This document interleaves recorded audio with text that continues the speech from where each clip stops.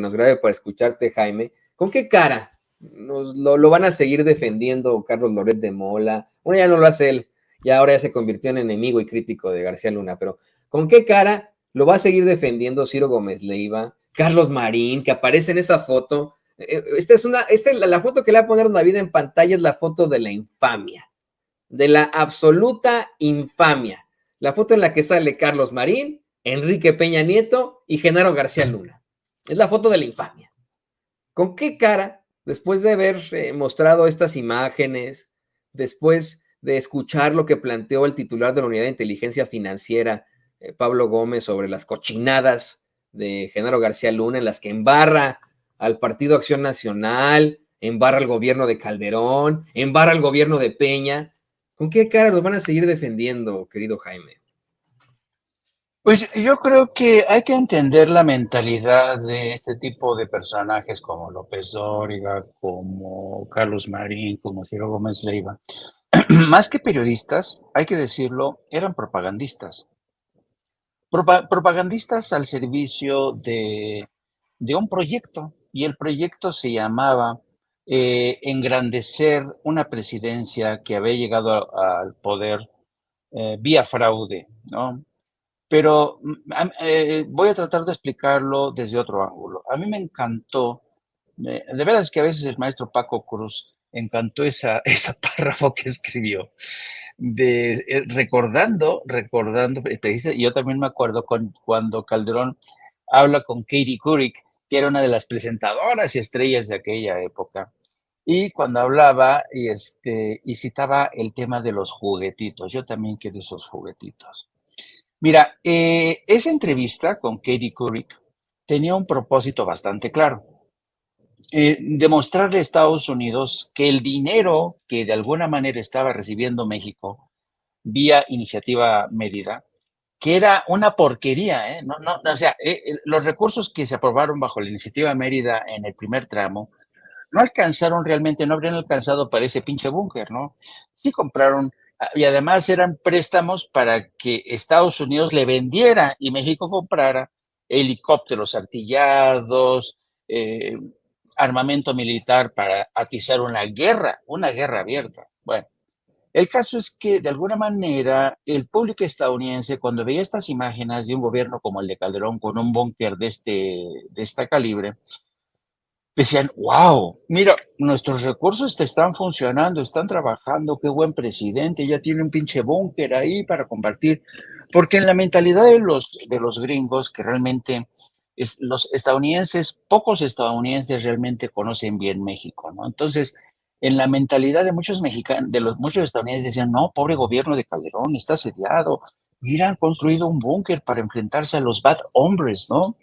Entonces, ese tenía como propósito, ahora sí que apantallar a los estadounidenses para que ya no, a Calderón está haciendo parte de su tarea, está trabajando en función de nuestros intereses, no, wow, ¿no?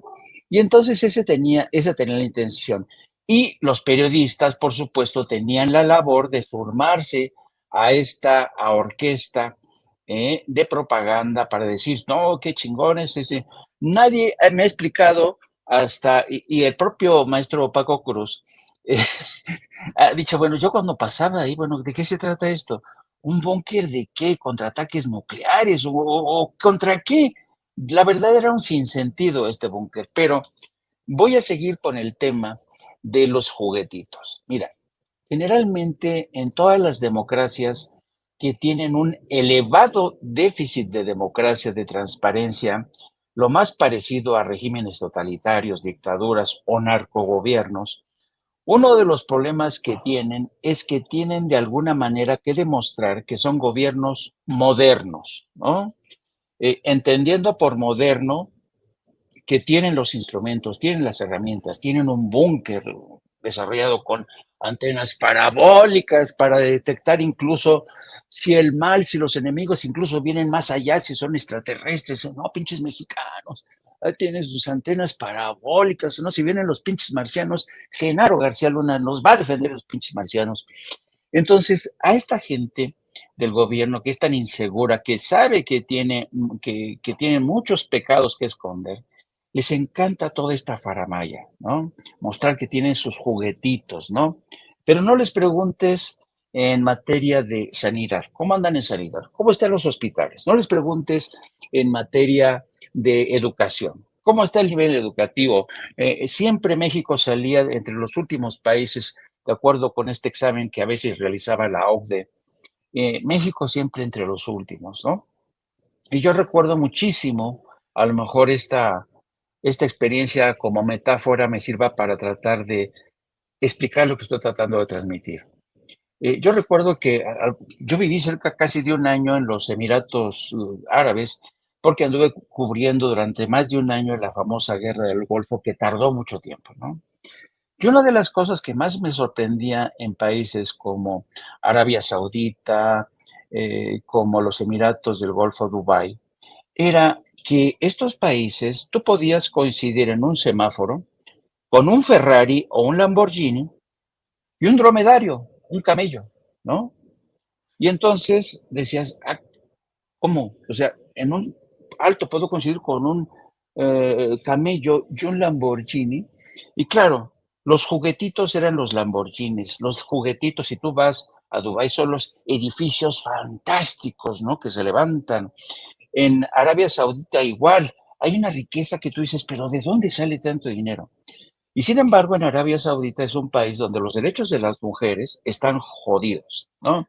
Tienes a un líder de facto, Mohammed bin Salman, que mandó a asesinar al periodista Khashoggi, Jamal Khashoggi, lo descuartizaron en un consulado de Arabia Saudita en Estambul. Es decir, son gobiernos antidemocráticos, corruptos, pero tienen sus juguetitos.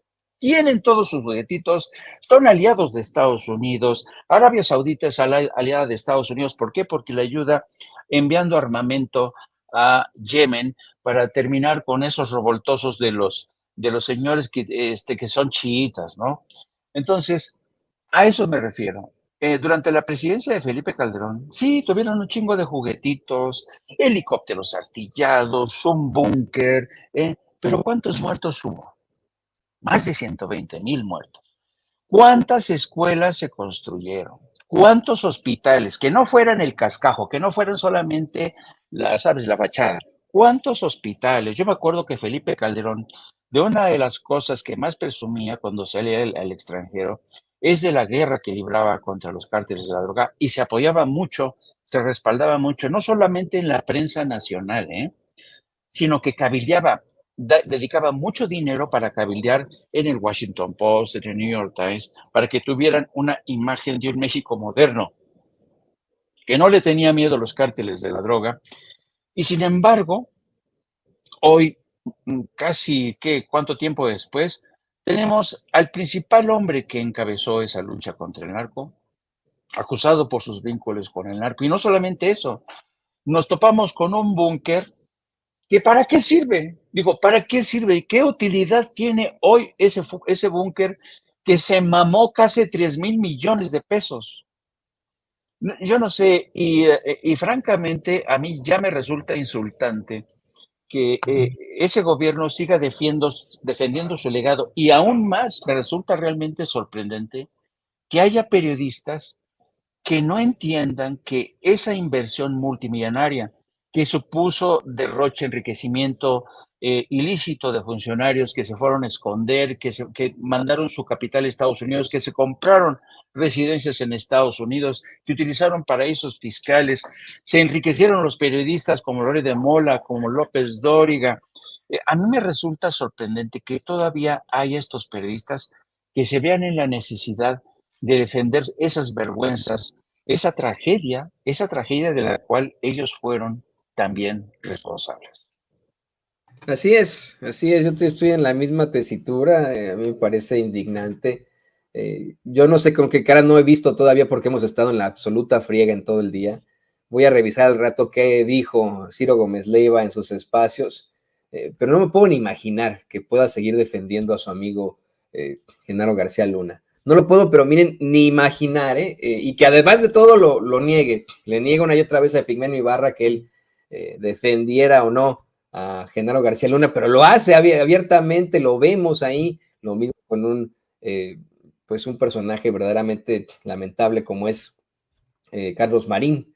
Y bueno, miren, yo creo que este tema da para muchísimo más y les voy a rogar, queridos compañeros, que por favor pues se mantengan con nosotros, que nos podamos ver más tarde en Sin Censura Nocturno con Vicente, para que analicemos más al respecto. Todavía queda pendiente analizar estas declaraciones de Pablo Gómez sobre el PAN, sobre cómo es que el PAN le transfirió más de 1 millón a una empresa de García Luna, cómo es que dice que una concreta relación financiera entre el PAN y una empresa de este sujeto, y ante el cuestionamiento que le hace Vicente a Pablo Gómez, le dice, bueno, pues mejor ventanilla equivocada, ve a preguntarles a los del PAN si son un narcopartido. Eso lo podemos analizar más adelante aquí en Sin Censura. Mientras tanto, permítanme, por favor, pedirles sus redes sociales, que nos compartan qué va por allá en sus programas en un ratito más. Querido Jaime, empezamos contigo en esto.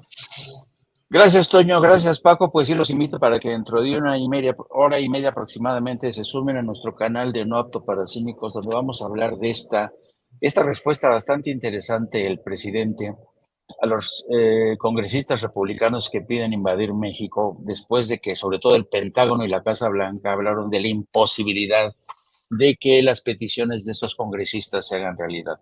Vamos a hablar de este tema sobre todo, del búnker, y pues muchas gracias. Les pido que nos sigan también a través de nuestras redes sociales, @JaimeJourno, y también síganos también a través de la sección de la Jornada Sin Fronteras de nuestro gran periódico, donde hoy hablamos de la repatriación de decenas de niños que fueron encontrados en el estado de Veracruz por las autoridades del Instituto Nacional de Migración.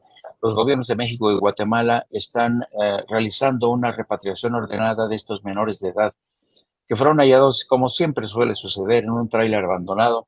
Hablamos de este tema, así es que los esperamos. Es un placer, como siempre, compartir este espacio con don Paco, un gran periodista, y contigo, querido Toño. Un abrazote a los dos. Gracias, querido Jaime.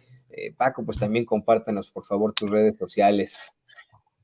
Toño, Jaime, antes de irme, nada más déjenme decirles, cuando García Luna siempre tuvo el sueño de ser J. Edgar Hoover, sí, pero cuando inauguraron el búnker, se sentía Elliot Ness, y decían, si Felipe Calderón es Jack Bauer, entonces García Luna es Elliot Ness, pero bueno, yo los dejo con eso, y tiene razón Jaime, hay que ver aquellas declaraciones del presidente, que son contundentes, y la respuesta de anoche de la Casa Blanca, que dice, no podemos hacer eso.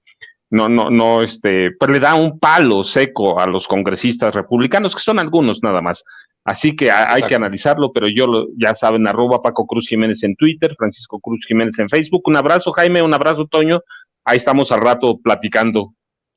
Y Juan Camilo Mourinho era Perry Mason, ¿no? Está muy buena la serie, por cierto, no se la pierdan, está buenísima esa nueva serie que sacaron. No, la viejita, que también estaba muy buena. De Perry la nueva, sí, por ahí la he visto ya.